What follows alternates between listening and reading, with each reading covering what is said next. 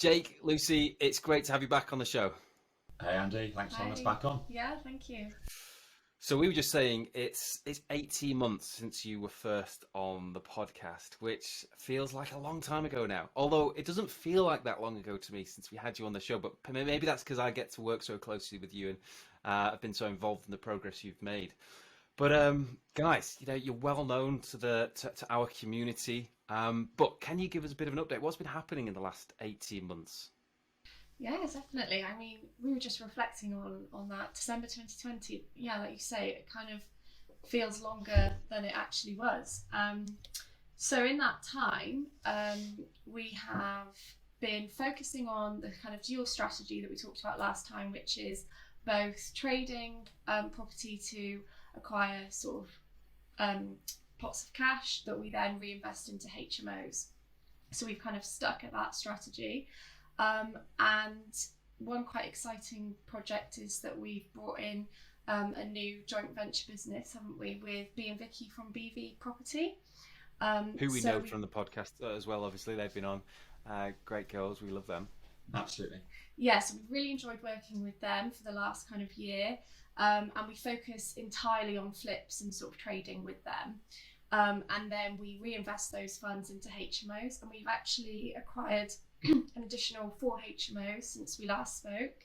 And they're all at kind of various stages. Some are in development, some are kind of due to start development. So that's good. We've got four more HMOs. I mean that's some progress. 4 HMOs in 18 months, and just to give this a bit of context, these are not £200,000-300,000 HMOs. These are kind of Bristol, like several £100,000 properties, aren't they? These are big and very valuable properties that you guys have been buying and developing. Yeah, we've got a bit of a mixture really. So we started off certainly on the cheaper end of the scale within Bristol anyway, but then as we've sort of progressed, we've looked at sort of slightly larger projects, slightly more expensive areas, areas within the Article 4, whereby obviously you're buying existing stock, and obviously that comes with a slight premium anyway. So sort of looking at run sort of half mil purchase prices, and then sort of another sort of 150 200k on the development. So yeah, definitely a bit of a step on from what we were doing last time we spoke. But I feel like we've got the momentum now, so it's kind of sort of rolling from one to the next, which is quite good. And it's all kind of underpinned by the Definitely. flipping strategy. So yeah, in that time we've also completed our first commercial conversion with B and Vicky, which we actually just agreed the sales on yesterday, those flats, which is really good. And also a separate bungalow that we sort of acquired off market, and that was a quick little flip, which again, all that sort of stuff just brings more capital into the pot and allows us to reinvest in HMOs basically. So that's the kind of business side of things. Wow. But alongside that, I guess what that's enabled us to do is actually I went full time into the business on the 1st of May this year, and Lucy is due to go full time on the 1st of September. So all the hard work is starting to pay off, and now actually we can start to do this full time from September, which is really exciting. Oh, it is so exciting. And I think seeing you guys, because I remember we've worked together for ages now. You've been on the mastermind for a couple of years, and I remember you talking about these plans to kind of build a portfolio, get it to a certain level, be able to kind of leave your jobs and roles, and haven't seen you already do that, Jake. And then Lucy, you've literally just handed your notice in, and now you doing it kind of so soon after Jake. It's actually really nice to see, because I know how bloody hard you guys have worked, and I actually want to talk about that in today's episode. And in fact, before we get into the detail, I guess I'm not sure whether this is a question for Lucy or whether this is just an observation. But Jake, we went away skiing recently. You came on the proper ski trip, and we all had a great time. And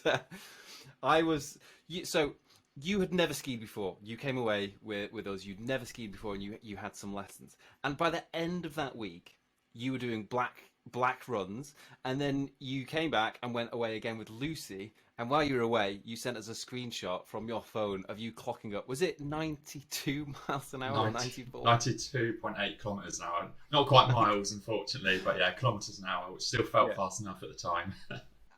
And for anyone who doesn't ski, That's fast. For anyone who does ski, you'll know that's fast. But to be able to do that within like a week of, or a couple of weeks of learning to ski is pretty phenomenal. And I was thinking about this, and actually, I sort of think that this is a really good metaphor for, I don't know if for you guys as a team, but certainly for you, Jake, but maybe it is for you as a team, like fully committed, like go fast, go big or go home sort of attitude. And I feel like you've sort of done that in your property business as well. Do you think is there an element in you guys that's like, you just like taking on these big challenges, you like to go fast, you like to go big, you clearly like Jake. I mean, you definitely like to take a risk, because flying down a black slope at 90 kilometers an hour is pretty scary. Do you think there's an element of this and that kind of personality type in your business? You're definitely an all or nothing kind of person, aren't you? And also quite competitive, well, very competitive. Very competitive. So I think that definitely plays through, like you say, in our business, and also in your lifestyle decisions, going 90 kilometres down the slope. I think whatever we focus on, whatever we apply ourselves to, we always want to do that to the best of our ability. And I don't think it really matters what that is. Whether we're, I don't know, going go-karting with friends, we want to win. If we go and skiing, we want to go the fastest. If we are, completing on a property project, we want to make that project the absolute best we possibly can. I don't think it matters what we do. I think there's definitely a competitive nature of both of us. And it was definitely Mark's fault that I tried to get that speed, because when we went, I think he had the top speed of, it was 80 something kilometers an hour, I think it was. And I remember just trying to beat it day after day after day, and couldn't quite do it. And then it was the last day that Luce and I were skiing, and we were right at the top of Le Plan, and we were the first ones to the top, so that the whole slope was clear. So I just thought, right, this is the time, it's now or never. So I just thought, this is it. So I just tucked in and just straight lined this red run down the mountain. Didn't tell Lucy what I was going to do, because she wouldn't have approved, would you? But I'd like to say I gracefully styled it out. It wasn't the most graceful run I've ever done, but I've got the screenshot to prove it, so it's all good. I'd also like to think that we're a little bit more balanced and a little bit more risk adverse when it comes to our decisions in the business. We do take a little bit more of a balanced view and not totally like gung-ho with everything. But you've got to have a little bit of confidence, and you've got to take some risks as well, haven't you? Yeah, I think so. And I'm just going to ask, do you think that has helped you, that attitude, that desire to kind of be better, maybe create the best accommodation, be really good at whatever it is you're doing? Do you think that attitude has been important in what you've been able to do in the last 18 months? Mike Clay, who you know very well, one of my business partners, been on the podcast before. I think Mike's always been a great example to me of someone who's focused incredibly well and maybe doesn't have quite the same like go fast attitude, but very, very consistent. But that whole focus and like commitment to being, excellent in that field has clearly been a reason why Mike has done so well. Do you think that this has helped for you? And you're in Bristol, and it's a really tough and competitive market. As an outsider, you'd think that must be really difficult to break into and make work, but you have. Do you think that attitude has helped you? I think so, definitely. I think it helps us stand out. So I think we aim to acquire properties in areas that potentially some investors are not looking. Maybe they're too expensive to buy into. Maybe they're not quite the same return on investment as if you went somewhere cheaper. But we're quite happy because we like to buy really nice housing stock, really nice houses in really nice areas where we know we've got really strong rental demand. And then once we've got that property, we will work extremely hard to make that the absolute best version of that property. So again, quite often we are occasionally overspeccing things, spend a little bit more on the refurb than potentially we have to. It all doesn't always make it look the most attractive deal on a spreadsheet, but actually it allows us to stand out from the crowd. It allows us to push the rents up. It allows us to get great valuations, and it attracts people, to us within the business, whether that be sort of investors, trades, sort of the power team that want to work with us because they're seeing the product that we're creating on the back end. So I think definitely helps us stand out from the crowd and helps us get sort of noticed, if you like, and that then helps to sort of snowball and build the kind of momentum. We started in sort of the end of 2018. That was when we sort of strategically first bought our buy-to-let in Cardiff. And then I think we got our first HMO, was it 2019? 2019. Yeah, it must have been. No, it was 2020 because we completed on it just before the first lockdown. So the builders had just started the refurb as we were going into lockdown. So it was a bit of a sort of nerve-wracking time. But yeah, so we had sort of dabbled, and we'd done a few sort of refurbs and stuff before then, but we started taking this seriously in 2018. So at the time we were kind of mid-20s, a couple of years out of university, and we started sort of listening to a few podcasts and things and hearing a few people who are maybe a few years sort of ahead of us, and we kind of had this idea, and we're like, oh, let's go for this. Let's really try and make this work. We didn't know how we were going to do it at the time, but we just thought, let's just do one project at a time and just sort of see where it goes, basically. And we always had I remember we said to ourselves, let's try and achieve financial freedom by the time be financially free by the time we were 30. That's what we kind of said to ourselves. And I wouldn't say we're financially free, but sort of financially independent. We now sort of both, work for ourselves. Our own portfolio covers our sort of living expenses, and actually it's given us a platform to now kind of keep growing. So yeah, we're pretty on track, really, aren't we? Which is good. I mean, I think the first question at this point that everybody listening is gonna want to ask you guys, or want me to ask you guys, is how? Because that's quick. That's a lot of progress. Really capital intensive. You're buying stuff. You're not doing something like rent to rent, which is a bit easier to generate a lot of cash flow quite quickly with less capital. I know that you guys haven't been gifted huge sums of money or anything like that. I know that you've sweated this really, really hard to make this happen. So talk us through how you've actually did it, the mechanics of the deals that you've done and the recycling capital and this relationship between your cash flowing HMOs and your kind of equity strategy, this stuff on the side, the flips and the other projects that you're doing.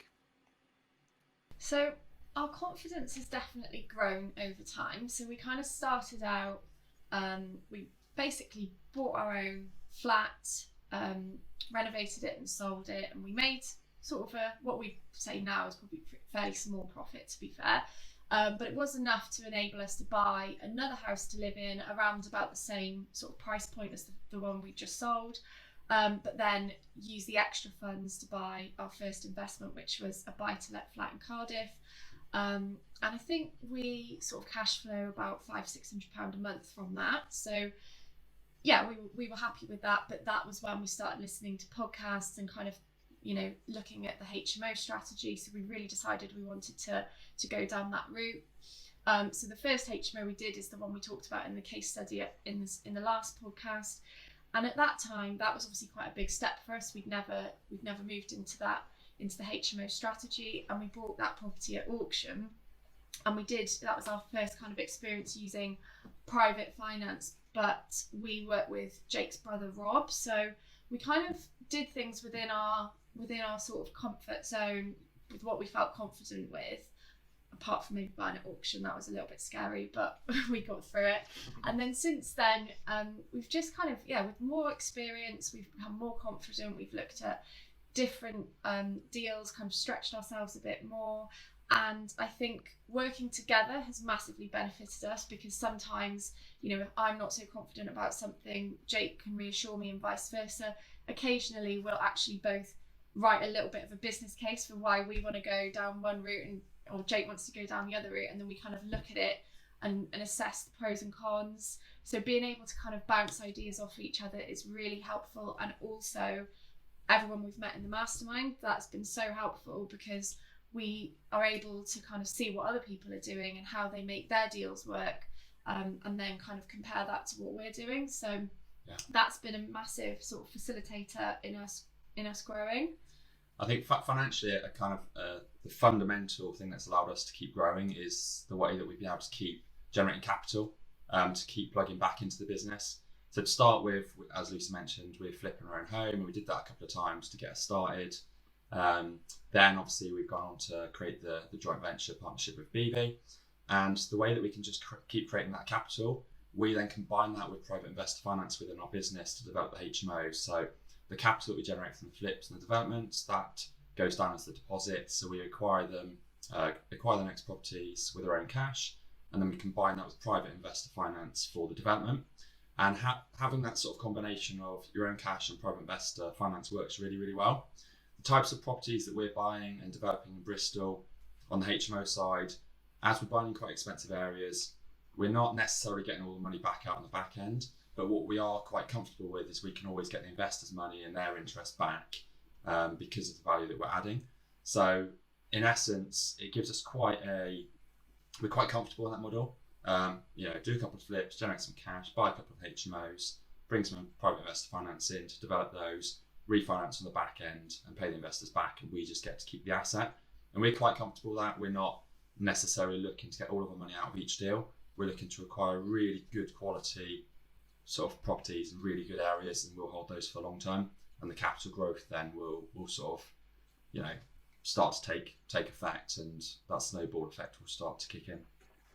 So just to give our listeners a bit of context then. So for example, on your HMO deals that you're currently doing now, if there was an average, you would say, how much capital are you typically leaving in the deal at the back end? And I think this is such an important conversation to have, because I think there is too much attention given to trying to recycle all of your capital out of deals, and people picking and selecting areas or types of properties that actually maybe work well with that kind of first part of the model, recycling capital out, but don't work so well over the long term, because the tenant demographic isn't there or that rental confidence isn't there.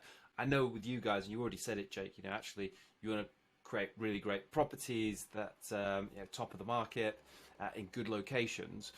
But what is the compromise there? What is the sacrifice? What are you having to leave in these deals every time you're doing this? So it varies. Even within Bristol, you have sort of higher value areas and sort of lower value areas, sort of inside Article 4, outside Article 4. So it does depend slightly. If we're looking in the cheaper areas, non-Article 4, you're probably going to leave in around the 75k mark, I would have thought. If you're buying the more expensive properties inside the Article 4, unless you're sort of getting a massive win with planning and maybe getting an extra 3 or 4 bedrooms, which is quite difficult to do, you're typically going to be leaving in maybe 150, that sort of mark. So somewhere between those two kind of parameters is what we're leaving in each deal. The caveat to that is that one of the first HMOs we did, sort of coming up to 2 years ago now, is now coming to the end of its 2-year fix, and we're actually refinancing it.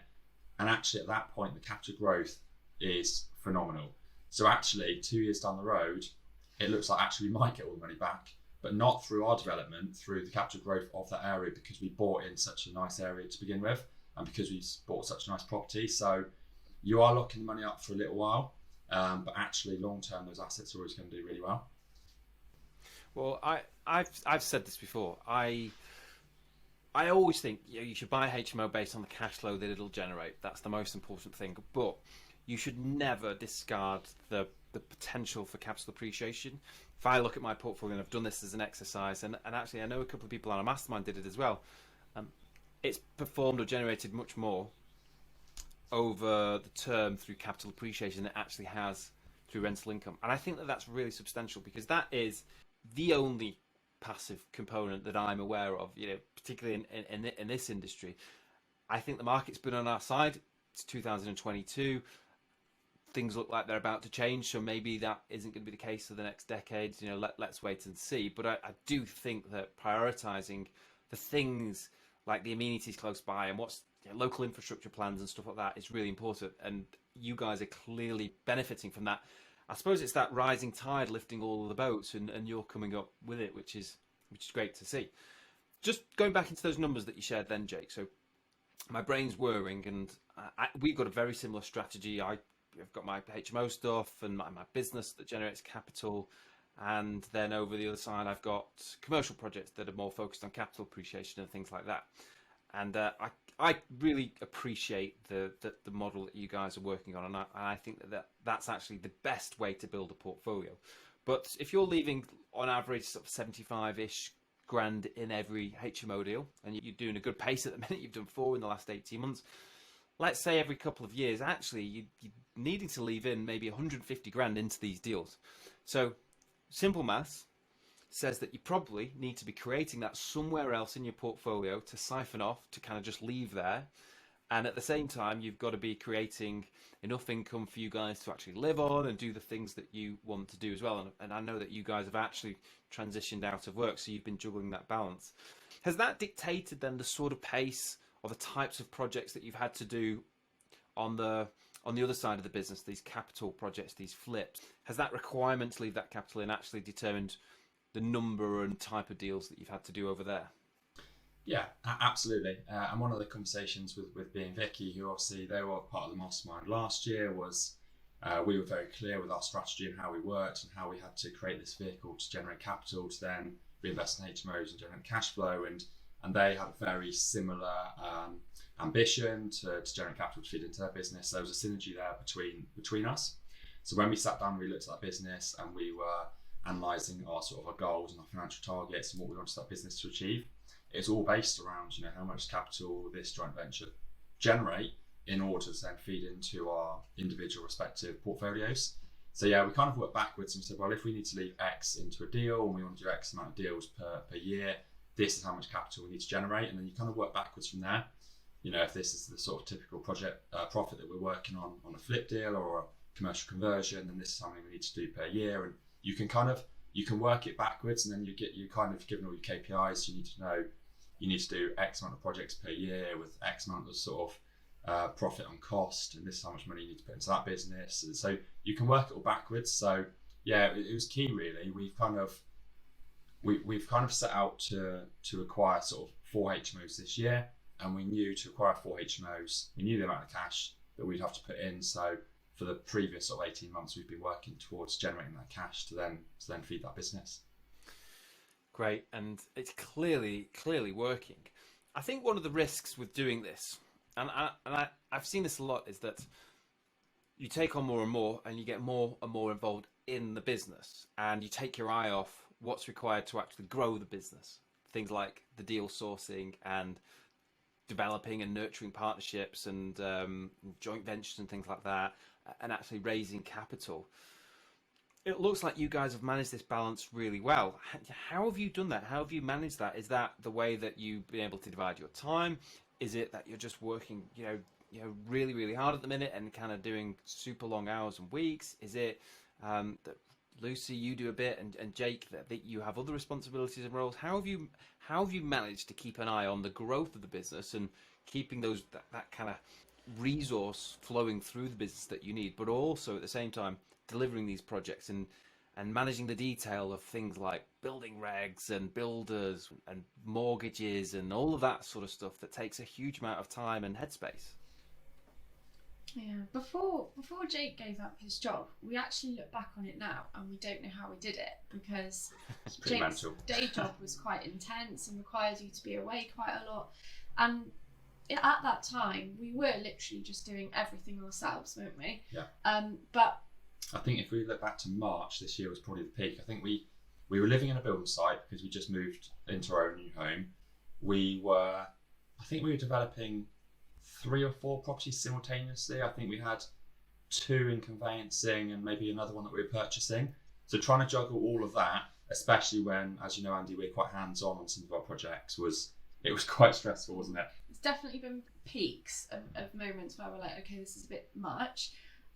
But we've recently kind of focused on bringing in extra support in terms of somebody to support us with carrying out all the maintenance within the portfolio, bringing in a VA to support us with kind of tenant management, because we manage our properties ourselves, which means that there's lots of communication with tenants or arranging maintenance or when somebody's moving out or moving in.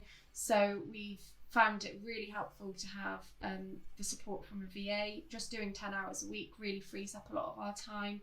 And she's also got a lot of experience in sourcing, so lots of different strategies for sourcing that we're looking at working with her now to kind of help us on that side of things. So we're definitely trying to systemize our business a lot more and kind of scale up and bring in extra resources and support to enable us to focus on the most important and high value things that we want to be focusing on. To start with, I think, you've got to do what you've got to do with the resources that you've got available. But as your business starts to get a bit more momentum, I think any kind of business owner or entrepreneur will tell you, you need to start outsourcing stuff. You can't do everything yourself, particularly once you start to pick up any kind of size or scale. So you need to outsource stuff. I think what we were quite good at when we were both working is focusing on the most important tasks. So what is the most important task this week, today, this hour that I can do that will progress our business forward? You know, we have our goals, we write them on the whiteboard, and within those goals they're broken down into specific actions. And sometimes it does mean that some of the less important tasks, you know, things like social media and responding to emails and stuff, does sometimes get dropped and sort of falls behind a little bit. But as long as you're doing those most important things that are going to keep your business progressing, whether that's sourcing the next project, whether that's project managing any refurbs, or sort of finding finance for deals, they're your kind of core 3 responsibilities as a developer. As long as they're all sort of progressing, the business keeps moving forward. Everything else, it's important, but you know, it can be done sort of tomorrow or the next day. It's not number one. So I think we've carried that through. So we always have a meeting sort of once a week where we catch up and go, right, what's the most important task this week? What do we need to focus on? And then we divvy out the responsibilities. And I think that's helped us to keep progressing, even if we're quite short in time. I love simple solutions to big problems, and I think that what you just shared is something I do as well. Really, really important, because you can just get distracted by all the detail, can't you? And all of a sudden you take your eye off the ball and you've got much bigger problems. But not to put you on the spot, but can you give us a bit of a context to that? This week, for example, like we're Tuesday. What are your priorities this week? If there were 3 main things that you guys had to absolutely do unequivocally this week, what does that look like? It'd actually be quite nice to sort of peek into that window of your working week at the minute. Yeah, well, we had our Monday morning meeting yesterday on the beach, which was great. So obviously the weather's lovely at the moment, and we just had a coffee on the beach, didn't we? And we said, right, what are our goals? We actually looked at our goals between now and September, because we're planning on going away in September. We've got a lot of stuff to get done before we go. So kind of key priorities for this week will be progressing the HMO that's currently in development, because we've got students moving in on the 1st of September, so we've got a strict deadline on that one. So that's quite a priority for us at the moment, making sure that that's all moving along to plan, which it is so far. So it'd be sort of site visits, sort of checking up on that. Sourcing was the big one. So yeah, as a developer, you'll find that you always have this kind of pendulum swing between, sometimes you've got the cash and no deals, and sometimes you've got the deals but no cash, and you need to always try and find the balance. Whereas at the minute, we're very much in sourcing mode. So we have the capital to deploy, we've got the funds to go and get more projects, but it's trying to find those, which is really quite tricky at the minute. So a big priority for us right now is to source an extra HMO for ourselves and an extra couple of flips for the joint venture business as well.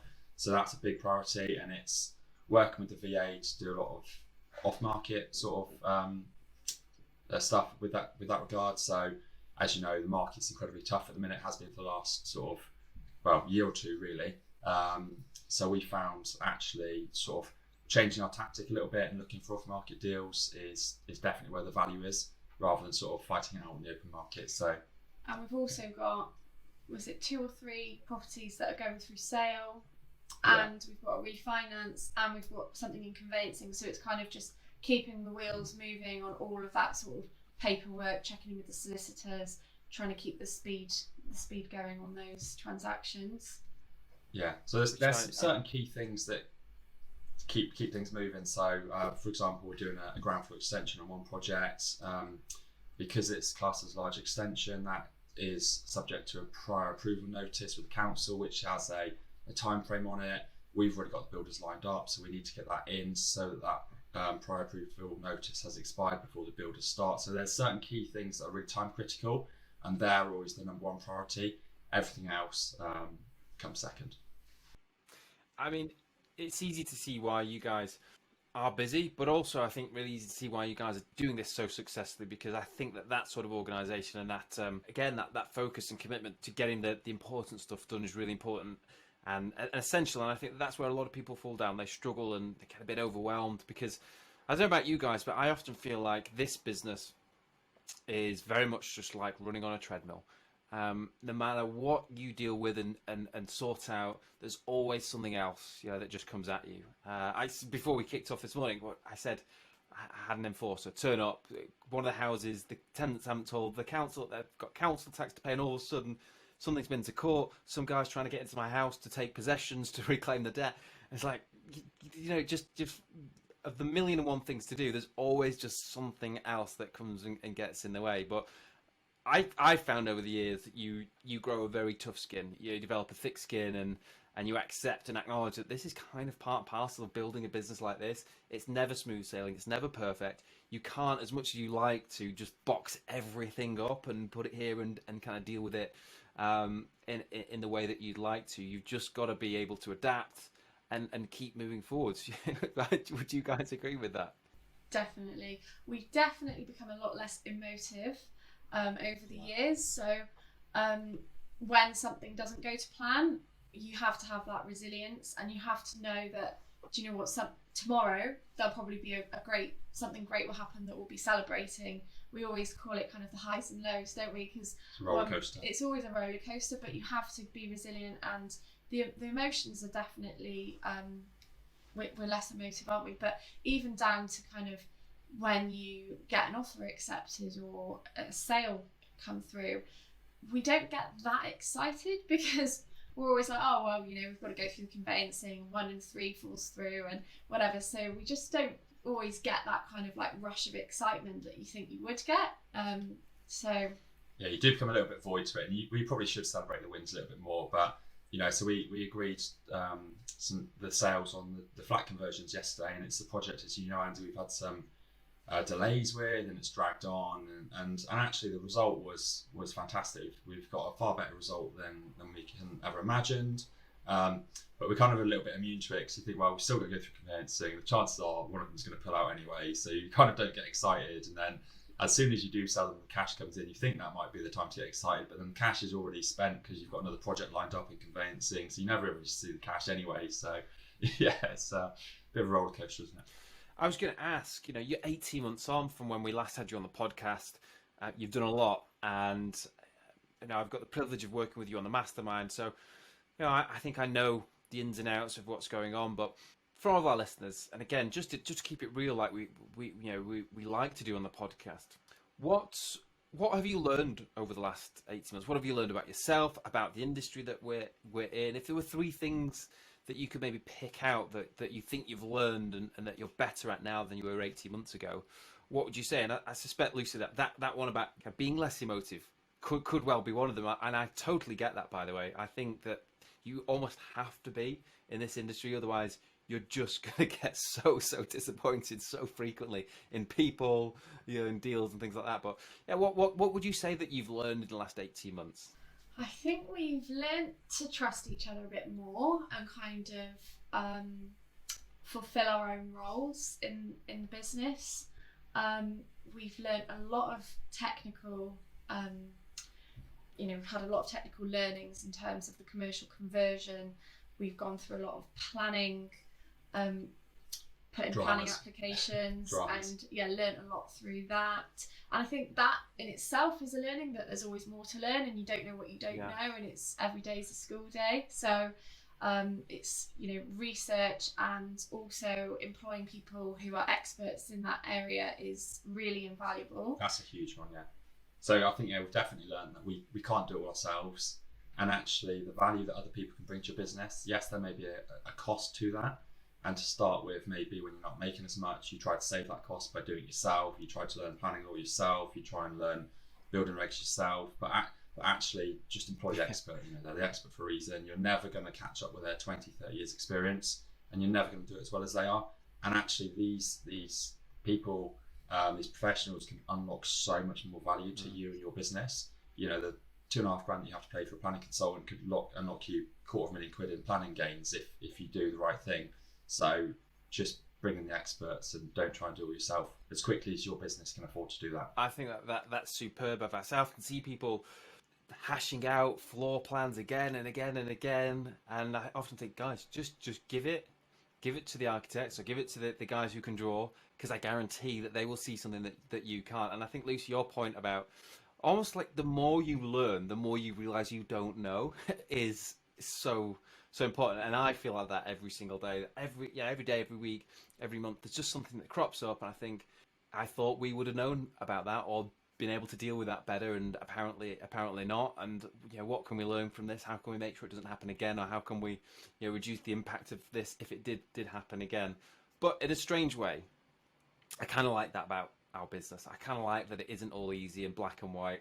Like when I was a physio, I felt like a lot of it was very predictable. You saw the same things. The advice was often almost identical. Occasionally, the odd weird thing would come in and shake it up a bit. But in our game, I feel like every day is different. There's just a new challenge, a new high, a new low. But that's what I found really enjoyable about it. And I kind of see the same buzz from you guys, like at Mastermind. And when you're talking about your bigger goals, I know you're going away traveling soon. I see that in you guys, that you enjoy that and you kind of relish that responsibility. Do you think that that's fair to say? Definitely. If it was easy, everybody would do it. And if everyone was doing it, you wouldn't be able to make as much money as you can in property. So I think the difficulty is barrier to entry. And actually, I think it creates a challenge for us, which, should just be seen exactly that. It's a challenge, it's overcomable.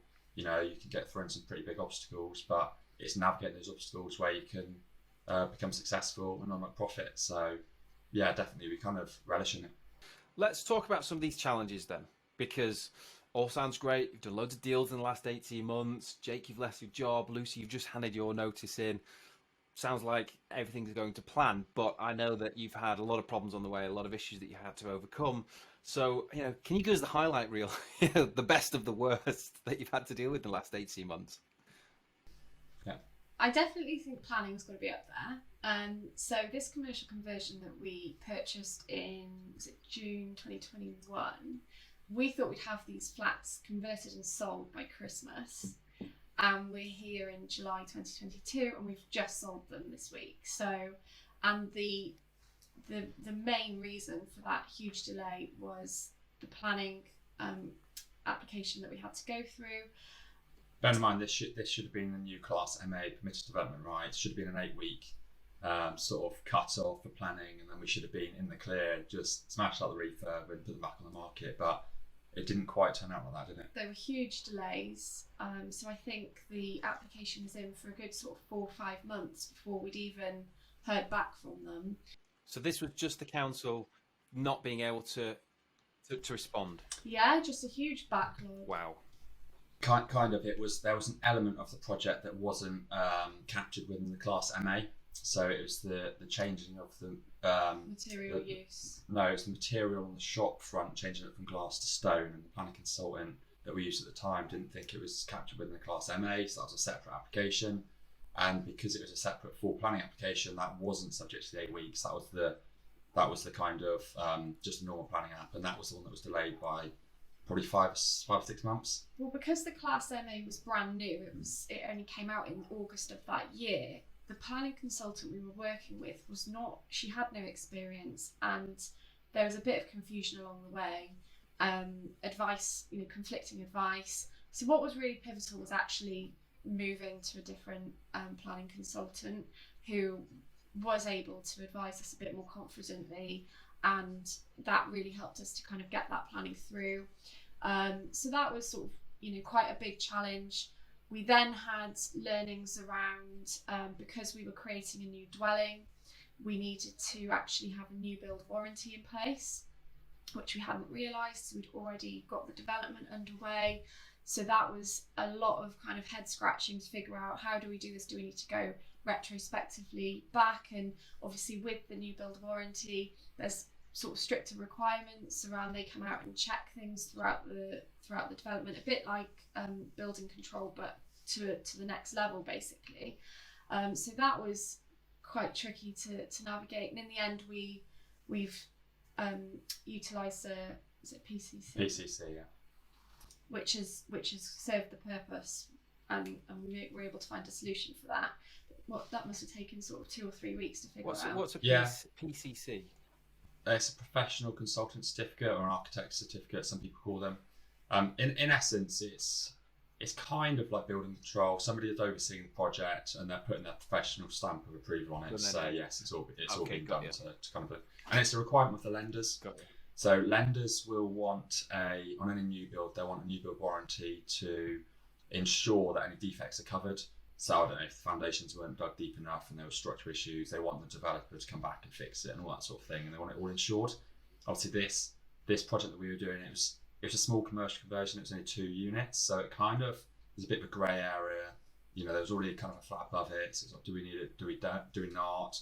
The new build warranties wanted all sorts of extra reports and insurances and all this sort of stuff, whereas the PCC was happy to come up and inspect it sort of mid-project, see what we've done, made sure it's all done to regs, check all of our structural calculations, all that sort of stuff. So that was the best option for this project. I think if it was a large project, we would go down the new build warranty route and just get that in place up front. But it's a bit of a learning curve, really. You don't know what you don't know until you kind of get into these things. And I think luckily this project was almost a natural step from us. It was a similar sort of build value. It was like, well, cheaper purchase price, similar build value to a lot of our HMO conversions. So from a financial point of view, it was a natural step on for us. A little bit of added complexity, and now we've done that first project. You know, the next one that we do, we'll know everything up front, so it'll be much sort of plainer sailing. But it's just kind of the hoops you have to jump through, I guess, as a property investor. Whenever you're going to try a different strategy or try something you've not done before, you're always going to pay a little bit of an idiot tax and kind of get stung for a few things, but it's just part of the process, isn't it? There was also one more project that you guys are working on. It was the chapel. When we're talking about planning issues, and this was a massive issue. So just tell us very briefly about that one. Yeah, so that was a bit of a curveball for us. So we bought a Grade 2 listed chapel down in Cornwall, where I'm from, and it already had a pre-app on it. So it was a disused chapel. It wasn't required anymore because obviously the numbers of sort of chapel goers had dropped off in that area, so they were selling it. So it had a positive pre-app to convert it to a residential unit. So we thought, brilliant. So we bought this chapel at auction and came up with this scheme, and it was Grade 2 listed. So we had to work between what the planners wanted, what Heritage England wanted, what building control wanted, and try and come up with a scheme that kind of appeased all three parties. So we came up with a really nice scheme, had some CGIs produced, and it was going to be a fantastic project. So we submitted planning for this, and it was all going fine until, I can't remember who it was, but one of these agencies found that the local river had too high levels of phosphates. So what they did is they spoke to the Cornwall Council and said, look, you need to put a stop to any new planning applications within this catchment area until we figure this out. So in essence, this has happened sort of a few areas across the UK, so I'm sure a lot of the listeners may have come up against similar things. But in essence, what it meant was that you were not going to get planning permission unless you could prove that your development was nutrient neutral.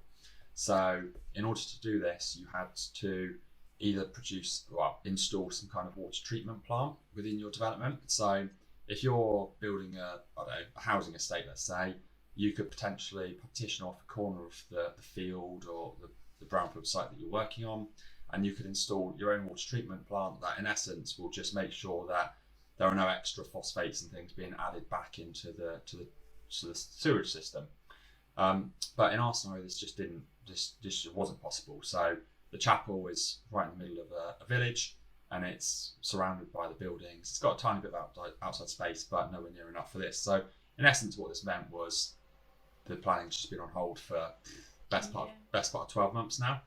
So whenever you speak to the Cornwall Council or the planning department about it, they just say, oh, we're investigating and we're looking at solutions. But you know how these things, how long these things take. You know, there's no major rush. They don't really care about us, the developer, trying to add an extra sort of family home to the local market or anything like this. They just kind of will take their time. So we've heard about other areas where they've had this issue, and in essence, the solution was you could make a financial contribution to the council to go towards upgrading the current water treatment plants in the area to balance it that way.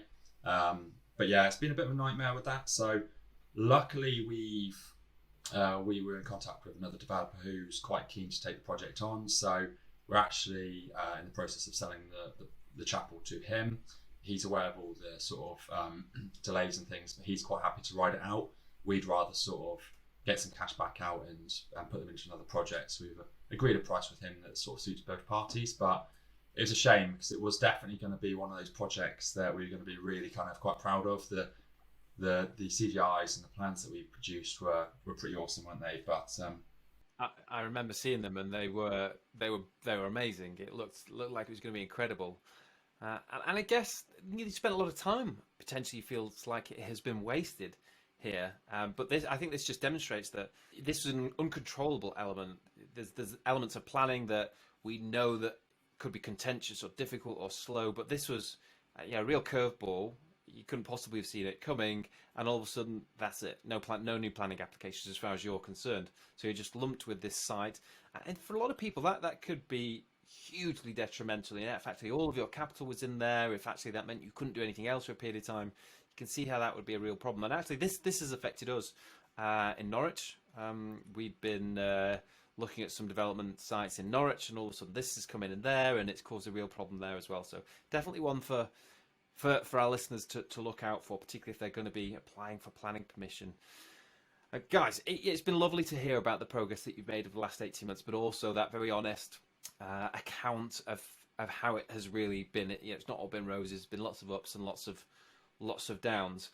What can we expect in the next 18 months? And I'm going to hold you to this because we're going to get you back on in another 18 months, I'm sure. But what are you thinking? I know that you're about to plan a bit of a trip travelling away, and Lucy, we know that you're going to be jumping in full time. But where would you like the business to be in 18 months?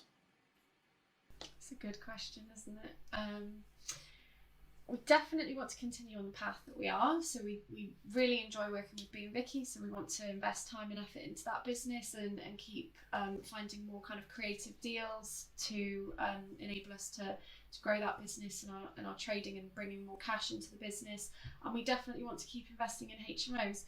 I think probably another 4 would be great. And then we might sort of take a sense check at that point and have a think about whether that's something that we still want to keep acquiring, but yeah, probably much of the same, but more systemization in the business, enabling us to kind of work from different locations, be a little bit more passive potentially, and a little bit more free in terms of our location and our time.